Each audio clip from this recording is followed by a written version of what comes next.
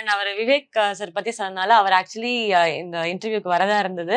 And அவர் ரொம்ப miss பண்றேன் அப்படின்னு சொல்லியிருந்தாரு. ஐயோ இவங்கலாம் வராங்களா, நான் இதை மிஸ் பண்றேனா அப்படின்னு சொல்லிட்டு he was ஃபீலிங் பேட், நான் இதை மிஸ் பண்ணிட்டேன் அப்படின்னு சொல்லிட்டு உங்ககிட்ட சொல்லணும்னு எனக்கு தோணுச்சு, அதனால சொன்னேன். இப்போ வந்து இந்த ஹுக் லைன் அப்படிங்கிற கல்ச்சர் வந்து எல்லாருக்கும் தெரியும்.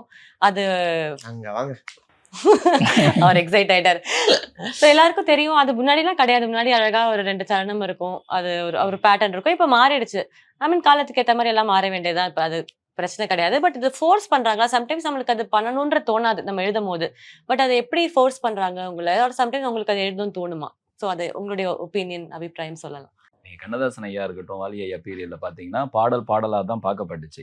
நான் அதை எப்படி எடுத்துக்கிறேன் அப்படின்னா, ஒரு மைதானத்துல 10 பேர் தான் விளையாண்டாங்க, 10,000 பேர் வெளியிருந்து பார்த்தாங்க.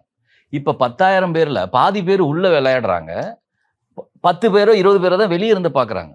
அப்ப நான் கத்துனாதான் யாராவது தெரிய வேண்டியதா இருக்கு. இவன் நல்லா கத்திருக்கான், பாடுறானா இல்லையா, கத்துறான். இப்ப விரும்பி பாக்குறத விட திரும்பி பாக்குறது ரொம்ப ரொம்ப ரொம்ப முக்கியமா இருக்கு இல்ல. அதான் அதனால அவங்க மேலேயும் தப்பு கிடையாது. ஆனா என்ன பிரச்சனைனா, அதையே நோக்கி போகும்போது பெரிய வீழ்ச்சியை நம்ம சந்திக்க போறோங்கிறது தெரியும். ஆனா இப்ப இருக்கிற இந்த நிமிஷ வாழ்க்கை தானே நமக்கு பெருசா தெரியும்.